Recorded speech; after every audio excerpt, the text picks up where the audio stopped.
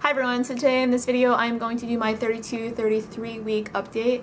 I'm actually currently in the middle of my 34th week update, or my 34th week, but I've just, I always seem to want to film in the middle of the week, and then I think I should wait until the end of the week so I can do that full week, and then by the time the end of the week comes, then I just don't have time to sit down and actually film. So I'm bucking down and I'm just going to film this and post it. So I'm kind of not going to cover what happened in kind of this first half of the week, so I'll just go back, and it feels like way back in time, to do my 32-33 week update. Anyway, so a lot has, as I said, I know for every video I say I'm so busy, but it feels like I am, but maybe it's because I'm moving a little bit slower, so it feels busy. But I have been doing a lot of things in terms of preparation and things like that. So starting with my 32-week update, so that was 2 weeks ago, one of my biggest accomplishments was going to IKEA, picking out a set of drawers for the kids to share, because right now, Nonoi, my daughter, she uses this 3 plastic set of drawers, and it's only this wide.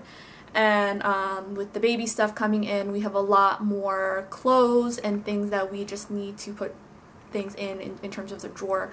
So we went to IKEA and we found a set of drawers, and we brought it home.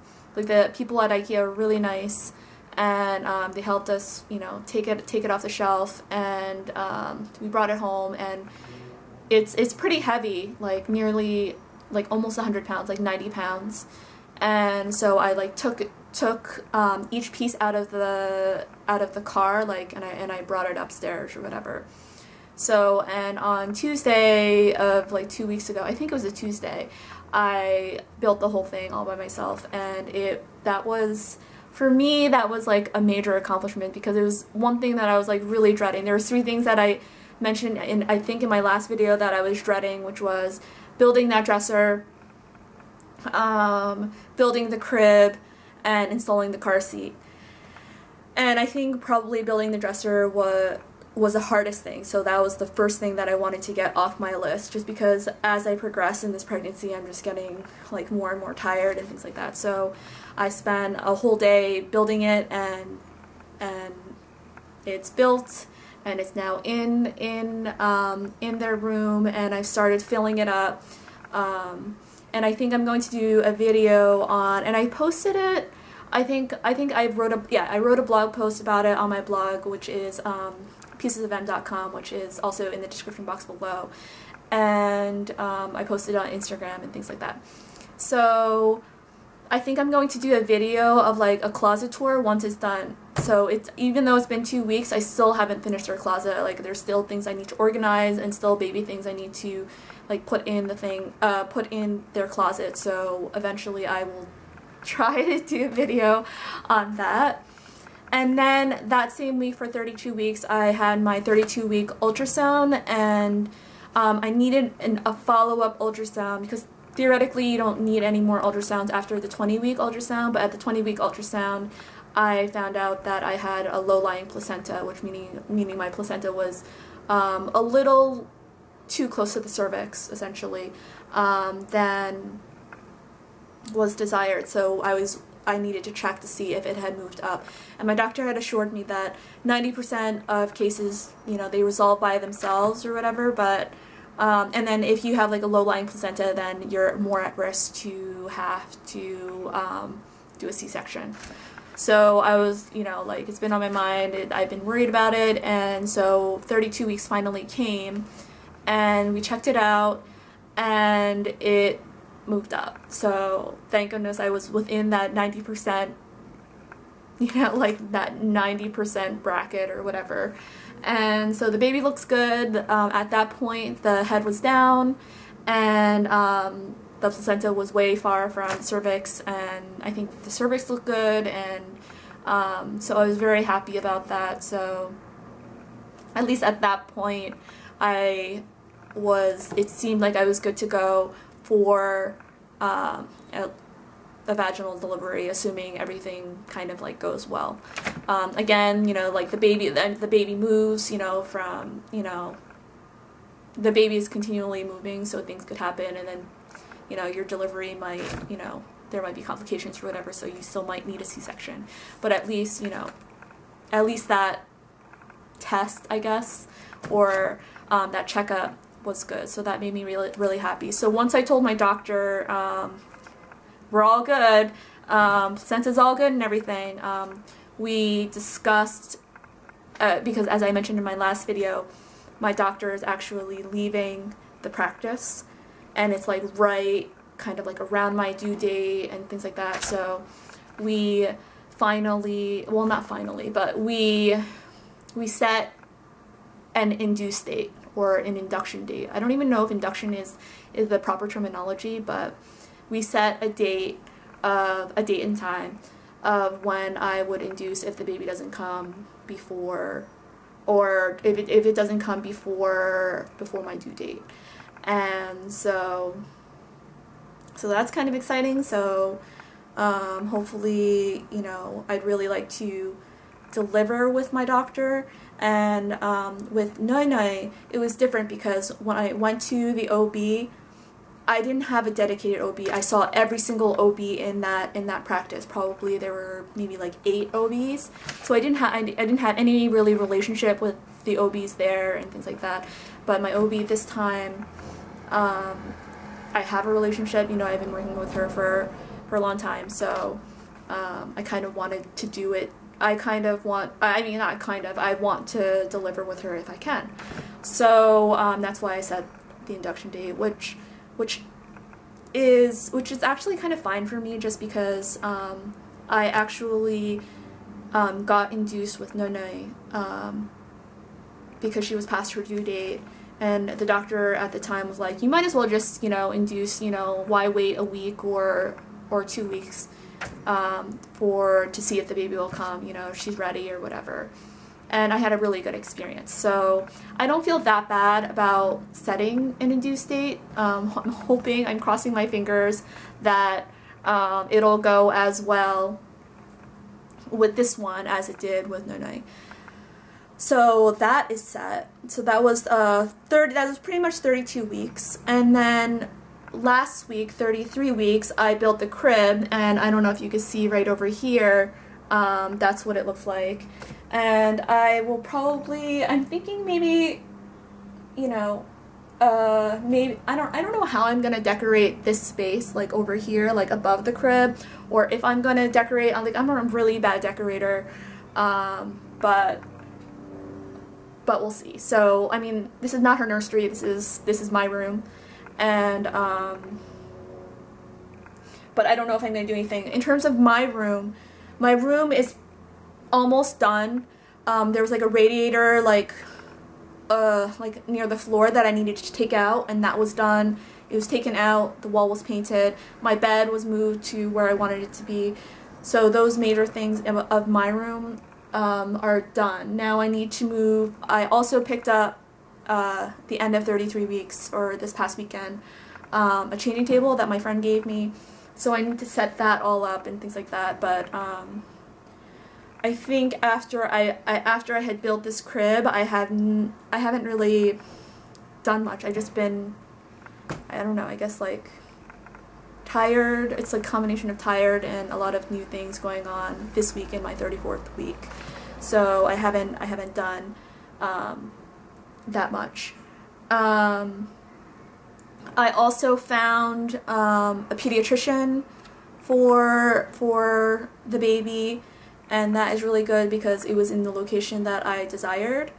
And so I'm trying to like get all of the things that I need to in place before the baby comes, and including like writing a list of, you know, all the people that I have to call when the baby finally arrives, including, you know,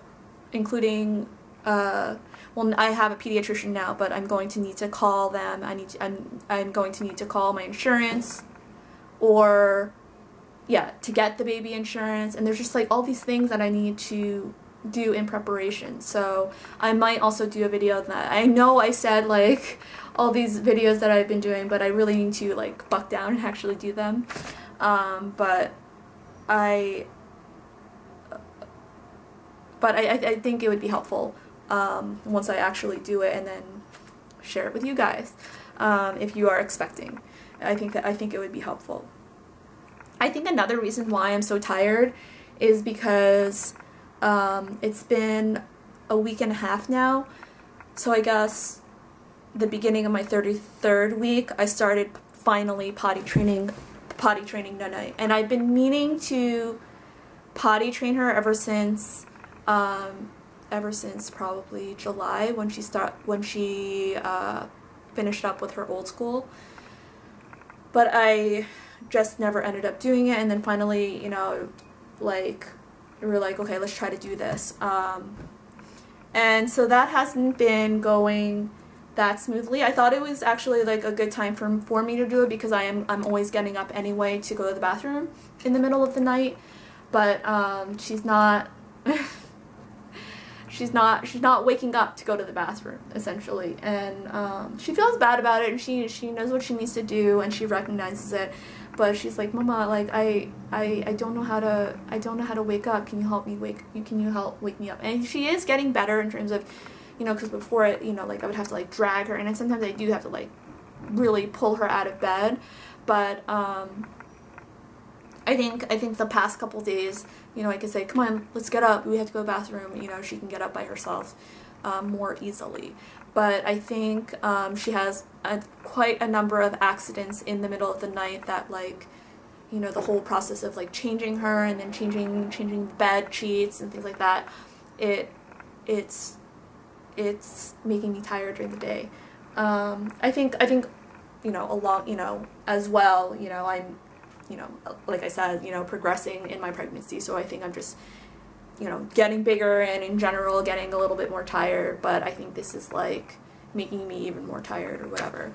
So I've been taking, I don't know, like I've been needing naps. I've just been needing naps just because my sleep has just been kind of messed up or whatever, but I guess it's good training. Like I'm fully prepared to have messed up sleep for the next several months. And then in terms of just like my symptoms, like I think I've started to, like, a linea negra above my belly button has started to appear. I don't know if it happened before 32 weeks, but it's definitely starting to appear, because it kind of looked like I think there's a linea negra there, but you know, and it's not a huge deal or anything, but I never got that with Nonoi, so it's just interesting. The baby is moving a super ton, and I mean there's some days where she's like just moving all day, and then other days like not so much. And I think when she likes to move especially is when I first lie down. So when I first lie down, she's like all over the place, which is cool, because it's just like it's something that with Nonai, like Nonai just didn't move that much, so it's fun, it's interesting, and for the most part I usually feel the like a foot around here, always on this side, and then sometimes like there was one day where it was like on both sides. So I'm hoping that those are in fact feet, and that the head is down, and you know, hopefully it stays that way. And I think, you know, I was talking to my doctor this week, and she was saying like they're more like the further you progress, the more likely they won't flip. So hopefully that'll be the case. And what else? Sometimes I think my breathing is a little bit heavier, but I think it's kind of like been on and off like that throughout the whole pregnancy. And then the past few days, it's been, or like this weekend, I started to get edema in my feet, and I got edema in my feet when I was pregnant with Nene.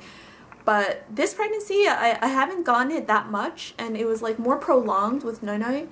But I think the reason why I got edema this past weekend was, and I still have it, is because it was so hot. It was like triple digit, super hot, and I think that's what causes it, honestly. I mean, you could say that,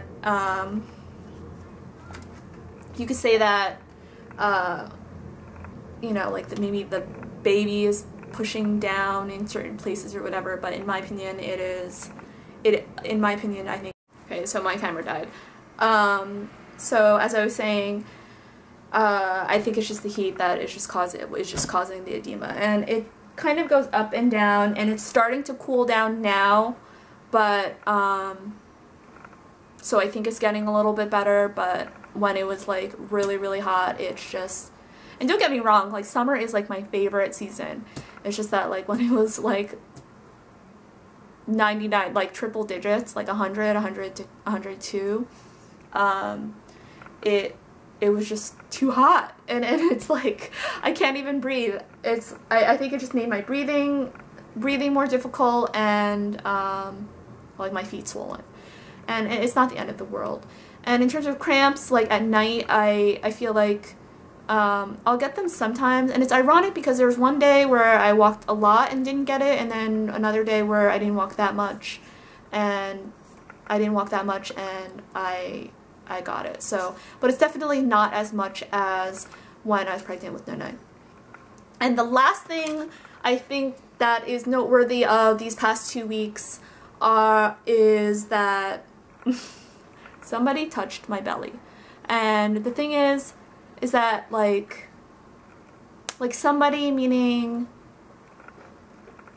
like not a close acquaintance, or not a close friend, or not even like not a close family member or whatever. This was kind of, she's not like a particular, she's not really a stranger. Like I know who she is like from afar, but she's just kind of like an acquaintance. I don't even know her name. Okay, so that's the relationship, and it's a neighbor, and our kids were playing outside, and we were sitting on a bench, and like all of a sudden she's like asking about it, and she kept looking at my stomach, and then she just went in. She just went in and touched my belly, and it was like, I've read about these things before, like I know what happens to pregnant women where like people touch their belly inappropriately. Not inappropriately, it wasn't an inappropriate touch, but it was inappropriate that they touched the person's belly without asking, or you know, there being any like kind of close relationship. So it happened to me, and it was like what, like no. And then the next day our kids again were playing outside, and I was like just like crossed, like my arms were like crossed against my belly, and I had a shirt, and I was like covering, and I'm like hoping that she would not touch me. Or trying to avoid her touching me again. And I mean like my belly, but then she didn't touch my belly, she ended up touching my knee. And I guess, I don't know, maybe it's just that's like how she is and whatever, but it weirded me out, to be honest.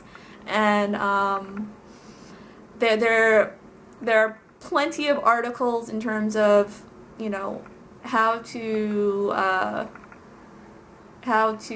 respect a pregnant woman or be respectful around a pregnant woman. And I think I remember seeing like a video, James Hamlin, and you should look him up. He is an editor for, you know, and he does videos and things like that for The Atlantic, and he did one about pregnancy, and it was hilarious. But it's actually true, and I know like I guess I could imagine it, but I just didn't think, honestly, it would happen to me. And it happened, and it was uncomfortable, and I don't want it to happen again. So that was a memorable thing that happened in my 33 week of pregnancy. And I think that's about it. This week, my 34th week, and yesterday, I had a doctor's appointment, so in my next video or my next pregnancy update, I will talk about that visit and anything else that happens this week. And I think that's about it. So I'm going to do my belly shot, and as I normally do, I'm wearing a dress, so I need to go put some pants on, so I will be right back. So now I'm going to do my belly shot, and this is what the belly looks like, and it's gotten a lot rounder. Oh, I got this new mirror when I got the dresser. So this is belly shot. It's a lot bigger, I feel like, since my last video, and I don't know if you can tell, but there is a very, very faint line. It's not as dark as this line, but there's a very faint line. It's a little bit crooked. That's okay. Another thing I didn't mention is that I feel like my belly button is it's sticking out, like it's protruding, and it's kind of funny because it's like a little circle, and I don't remember it being like that when I was pregnant with Nunay, and it didn't stick out, but I know like a lot of pregnant women have that, like when they, you know, and sometimes when they wear like a tight tank top or whatever, it'll, like, the belly button will like stick out. So I don't think I didn't have that with Nunay, but like I definitely have that in this pregnancy. It's not like crazy big, but it is sticking out a little bit, like right here. So this is what it looks from the side. As you can see, I got quite a bit bigger, I think, in my opinion. This is what I look from the back. And the side. And so that is my belly shot, and I think that's basically it. I would love if you would subscribe. I do have a playlist of these pregnancy updates, so if you're just interested in watching those, then you could just, you know, subscribe to that. My channel is Pieces of M, youtube.com/piecesofm, and then also check out my blog, which is piecesofm.com, and I'm most heavily on Instagram. So that is MDesena. All my social media links will be down below, but if you can subscribe, that would be greatly appreciated, and I will talk to you hopefully in a few days to give you an update of my 34th week. And I hope you're having a great day, and I'll talk to you soon. Bye.